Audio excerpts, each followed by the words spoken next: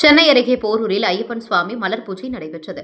கார்த்திகை மற்றும் மார்கழி மாதங்களில் ஐயப்பனுக்கு மாலை அணிவித்து விரதமிருந்து பக்தர்கள் சபரிமலைக்கு சென்று ஐயப்பனை தரிசனம் செய்கின்றனர். தற்போது மண்டல பூஜை நிறைவடைந்து மகரவிளக்கு பூஜை நடைபெறுகிறது. இந்நிலையில் போரூரில் உள்ள பாலமுருகன் கோவில் வளாகத்தில் அகில பாரத ஐயப்ப சேவை சங்கம் மற்றும் பட்டுகுருசாமி உதவும் கரங்கள் ஜோதிமயம் பஜனை குழு சார்பில் மகா ஐயப்பன் மலர் பூஜை நடைபெற்றது. இதில் விநாயகர், முருகன், சிவன், பெருமாள், ஐயப்பன் படங்களை வைத்தும் சபரிமலையில் உள்ள ஐயப்பனை போன்று ஐயப்பன் சிலை வைத்து நேபாள், சந்தனம், சொர்ணம், பன்னீர், இளநீர், பஞ்சாமிர்தம், திருநீர் உள்ளிட்ட 9 வகையான திரவியங்கள் கொண்டு அபிஷேகம் செய்யப்பட்டது. மேலும் ஐயப்பனுக்கு 1 டன் மலர்களால் அபிஷேகம் செய்யப்பட்டு சிறப்பு அலங்காரம் செய்யப்பட்டு தீபாராதனை நடைபெற்றது. இதில் 100க்கும் மேற்பட்ட ஐயப்ப பக்தர்கள் கலந்து கொண்டு ஐயப்ப சுவாமியின் பஜனை பாடல்களை பாடி பூஜை செய்தனர். நிகழ்ச்சியின் முடிவில் ஐயப்ப பக்தர்களுக்கு அன்னதானம் வழங்கப்பட்டது.